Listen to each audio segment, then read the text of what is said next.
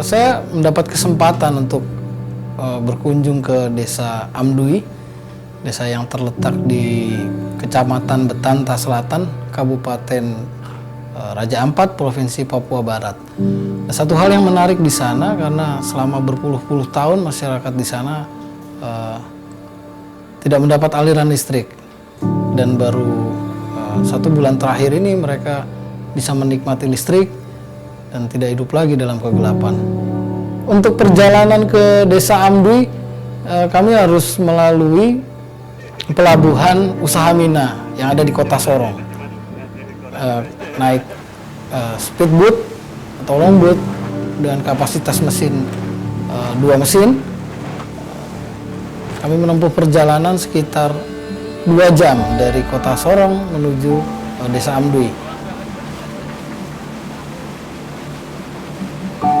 Saya cukup takjub ketika tiba di ujung dermaga kecil di Desa Amdui. Masyarakat sudah menanti kami. Khusus hari itu mereka tidak pergi berlayar dan tidak pergi ke ladang karena mereka ingin menyambut saya dan rombongan dari Jakarta. Mereka sudah siap dengan tifa, alat musik khas dari Papua, dan seruling. Begitu kami mendarat, mereka langsung menyambut kami dengan sangat hangat.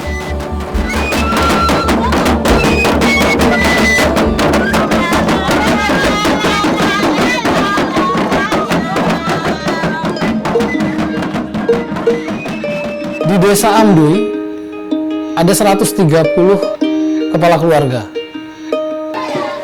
Mereka tinggal di sekitar 108 rumah. Di desa itu saya bertemu dan berkenalan dengan Bapak Septinus Korano, salah satu warga yang banyak bercerita kepada kami mengenai kondisi yang dialami oleh warga di kampung itu. Selama bertahun-tahun warga mengandalkan lampu pijar semacam petromaf yang diisi minyak tanah. Minyak tanah. Kita bikin di sini kan bilang pelita. Oh, pelita sama lampu gas, termasuk light. Dengan lampu pijar, otomatis aktivitas warga tidak terlalu banyak di malam hari. Terutama anak-anak di sana, mereka belajar dengan pandangan seadanya yang akhirnya tidak efektif. Baru setelah itu tahun 2008, desa ini mendapat bantuan dana PNPM untuk dibelikan 2 buah genset, tapi genset ini tetap tidak bisa menerangi satu kampung. Ada beberapa rumah yang akhirnya tetap menggunakan lampu pijar. Untuk menyalakan genset, warga butuh bahan bakar, butuh bensin, dan itu hanya bisa didapat di Kota Sorong, akses yang paling dekat dengan pulau itu pun ya harus ditempuh dengan perjalanan laut. Dulu genset berapa? Dulu itu 50. Satu rumah ya, per bulan. Berapa genset dulu Pak? Kalau dulu? Dua. Di sana, satu di sini. Oh iya. Dibagi 2. Dua wilayah. Untuk listriknya pakai genset sama pakai ini lebih besar mana dapat? Misalnya kalau pakai genset cuma lampu aja, kalau sekarang bisa ini genset juga bisa gitu. Genset juga bisa Itu bisa ditabung bisa. Oh, genset ditabung bisa.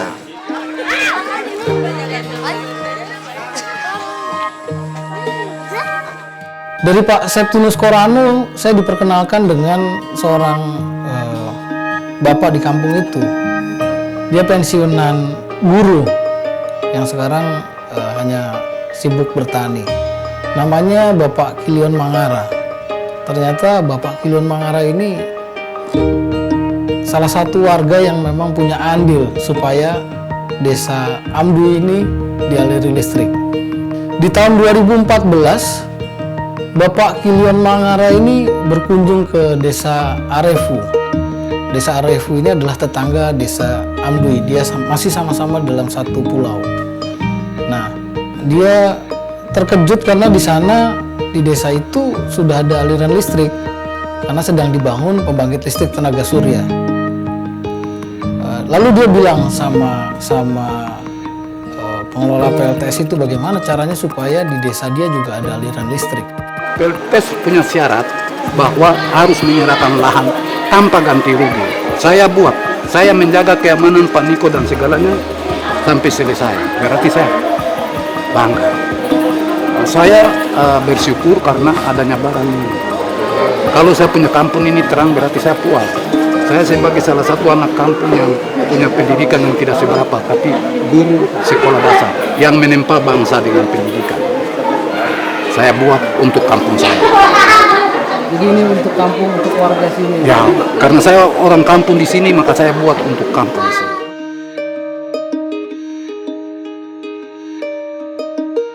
Dalam waktu sekitar 2,5 sampai 3 bulan, akhirnya PLTS itu berdiri.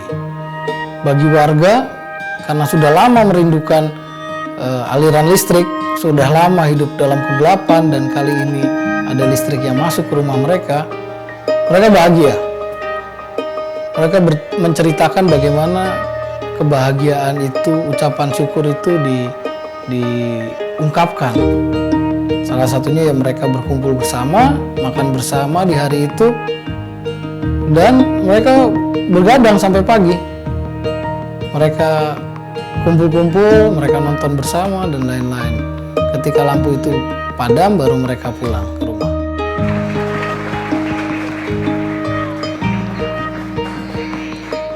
Setelah ada PLTS, setiap rumah itu dijatah 600 watt. Sedangkan untuk fasilitas umum seperti rumah ibadah, lalu fasilitas-fasilitas yang lain, balai pertemuan, itu dijatah 1000 watt. Tapi ini cukup untuk mereka. Dan listrik dari PLTS ini tidak bisa juga dinikmati 24 jam. Karena warga bisa menikmati listrik ini hanya dari jam 5 sore sampai jam 7 pagi. Setelah itu listrik dimatikan karena panel-panel dari tenaga surya itu mengisi. Nanti baru bisa menyala lagi jam 5 sore sampai dengan jam 7 pagi, begitu seterusnya setiap hari. Tapi bagi mereka tidak masalah, yang penting malam hari mereka terang. Dan anak-anak bisa belajar dengan lebih nyaman. Meskipun sudah ada listrik, tapi mereka tetap hidup dalam kekurangan. Seperti yang diceritakan salah satu guru di sana, namanya Ibu Tervena Ola. Dia mengajar PAUD. Dia hanya seorang diri mengajar 54 anak-anak PAUD. Kalau guru SD banyak, tapi kita di PAUD. Tapi kami masih kekurangan, tidak diperhatikan dari pemerintah. Jadi kita hanya mengasuh begitu tanpa honor juga Bapak. Kalau di sini kita punya sekolahnya ada di samping dengan PAUD. Sekolah apa Bu? Di sini SD. SD apa? SD YPK Bethlehem Amrut. PAUD juga. PAUD ya, Bethlehem Amrut. SMP ada Bu? SMP apa Bu? Kalau SMP Negeri 6 SMP Negeri 6. di Ananas Distrik. Di distrik Di distrik. Iya.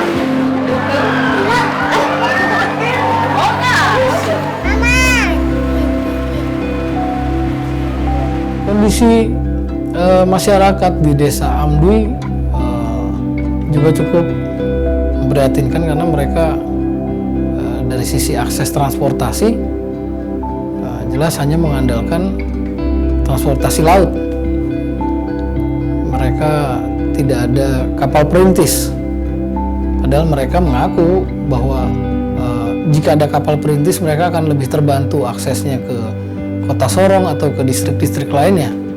Itu kan akan meringankan beban ekonomi masyarakat juga, karena selama ini mereka hanya mengandalkan perahu dari yang mereka punya, dan itu pun untuk bolak-balik dari Desa Amdui ke Kota Sorong itu mereka butuh mengeluarkan dana 1 hingga 2 juta.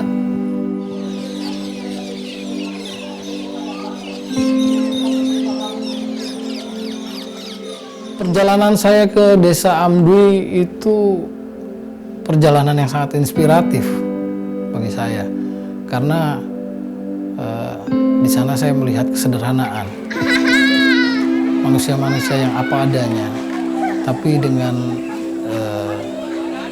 kebesaran hati mereka kuat menjalani kehidupan yang seperti itu, serba kekurangan.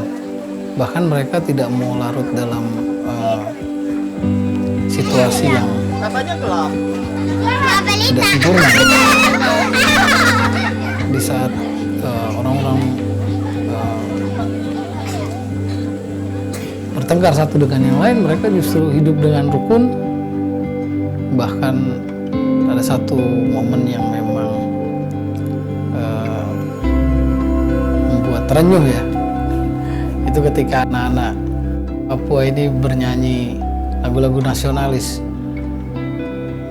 Itu yang memang sangat berarti banget ya.